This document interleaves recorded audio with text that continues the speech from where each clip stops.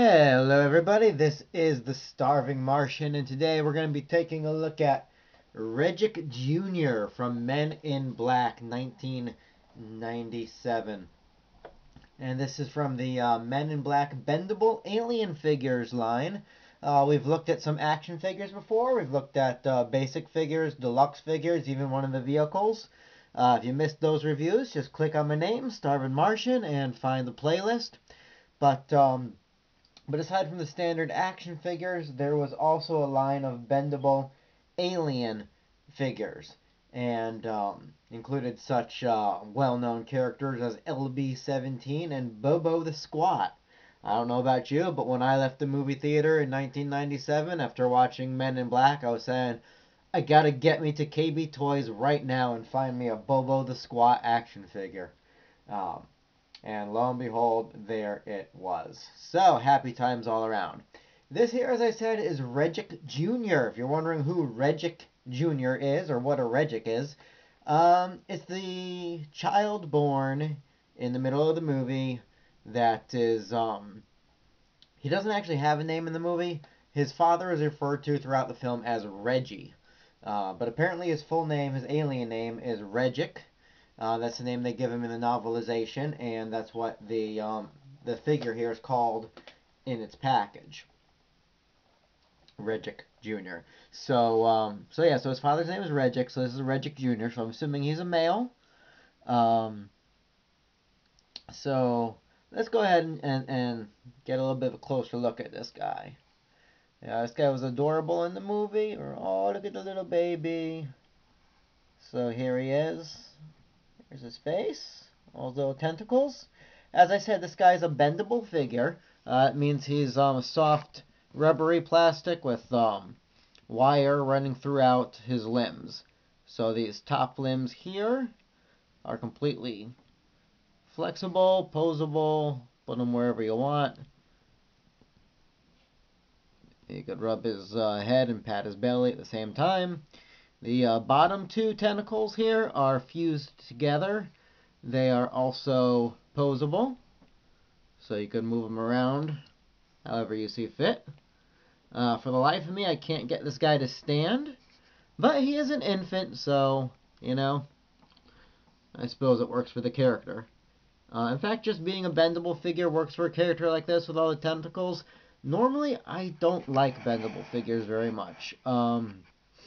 Find they're often hard to stand. I had a number of them as a kid that the wire inside broke and they would have one useless limb just hanging limp there. And so I don't really like bendable figures. I don't plan on hunting down all of the bendable aliens from the Men in Black line, but this guy's pretty cool. If you had to make a bendable figure, he works. Because like I said, just a little slimy, tentacly baby. Here's all the tentacles running down the back of his head.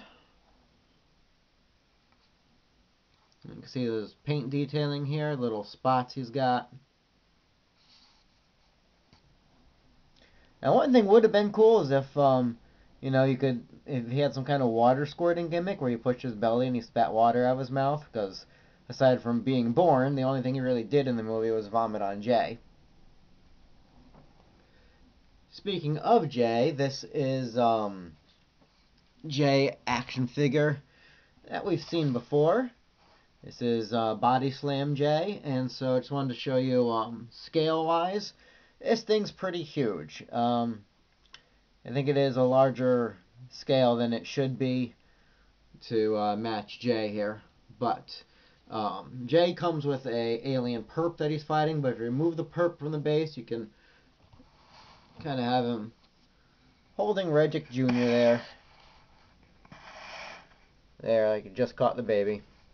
And if you're feeling rather cruel, you could squeeze the things on his back and that's what he does when he gets spit on. And move Jay out of the way. So that's Redgick Jr. And this is the box he came in, his packaging. As you see, it's pretty no frills here, pretty basic packaging. The the bendable action figures were the cheapest ones, low price point, and so You see it just says Men in Black on top, ages 4 and up. Hidden Aliens on Earth gives you a good shot of Redgick Jr. from the movie. Turn it around, and there's a lot of info here. I do like the back of this box. So you see the other figures in the line. LV-17, Redgick Jr., Bobo the Squat. There's Mavis 13, Mikey, the Worm Aliens, Mavis 12, and Skulk. Aside from Redgick Jr., I think the Worm Aliens work best as bendable figures, just from the nature of them.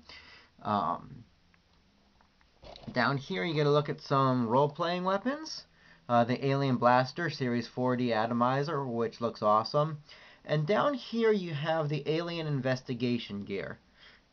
This is interesting to me. It got sunglasses, a neuralizer, a noisy cricket, and what looks to be some kind of alien detector. I can't say for sure just from this picture, but I strongly suspect the neuralizer and noisy cricket are the ones that would later be used or sold rather individually at the Universal Men in Black ride, because there's a noisy cricket that's sold there that has the same red glowing plastic barrel bit. Also is a Men in Black identification card you can clip out, put your own picture on, and sign it. You know, exactly like the Men in Black would never actually carry. And aside from all that, the package also gives us a little bio for Redgick Jr. here. So I'll let you look at his adorable alien baby face while I read you his bio. But first, there's just a general about the Bendable Alien figure series. It says these weird alien creatures passed through MIB control and were allowed to pursue a new identity and live among Earth's human population. Each brought us a new alien technology in return, sales of which funds the MIB force. The microchip, fax machine, cell phone, even those little removable yellow sticky notepads were once advanced alien products, now made right here on Earth. And as a human, I feel kind of insulted that they assume we can't even invent the sticky note, but whatever. KJ and all the MIB agents constantly monitor these creatures and protect the Earth from the scum of the universe. So, MIB Alien Fact File on Redgick Jr., case number 1225-98C, name Redgick Jr., MIB classification, mollusk cephaloid, Delta class infant. Born in the arms of MIB Agent J on a New Jersey turnpike, Redgick Jr. actually believes J is his real father. He demonstrates this affection by routinely vomiting on J like all cephaloid infants are known to do. His actual father, Redgick Sr., came to Earth in the 1970s, bringing with him the technology for the VCR and big screen TV. When Redgick Jr. matures, we expect he will slither in his father's slime steps. Alright, so the bios on here I think depart somewhat from the film. I don't know when Jr. gets a chance to routinely vomit on Jay. One interesting thing about Redgick Jr., we don't know what happens to him. Last we see him, his father and mother are preparing to leave Earth because of Edgar, the bug, who's come to Earth, who's hunting the galaxy, who has brought war with him. And a lot of the aliens on the Earth are abandoning. And from the dialogue we get, it seems there's an indication that it's dangerous to leave Earth, to board a spaceship with an infant. In fact, the novelization, which I own, expounds on this a little bit, where Kay is talking to Jay after the birth of Redgick Jr. here, and it says, let's see, Kay nodded, I guess I haven't had time to fill you in on interstellar travel. Given the vast distances between solar systems, it wouldn't be practical without the warp drive.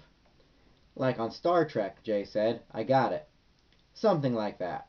Thing is, real warp travel is okay once you get going, but it's kind of uncomfortable going in and coming out of hyperspace. Not recommended for pregnant females or newborns. Kinda like hot tubs, Jay offered.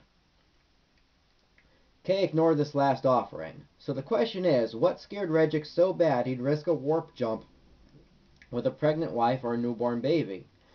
Not to mention a drive to Pittsburgh. That's more dangerous than the warp. So we can only hope and pray that Redgick Jr. here got through the warp okay and is currently growing up to a full-size cephaloid. But that's about it for Redgick Jr. From the Men in Black Bendable Alien Figure toy line. So guys, this has been the Starving Martian. We'll be back later with another review. Until then, have a good one. Everybody, keep watching the skies.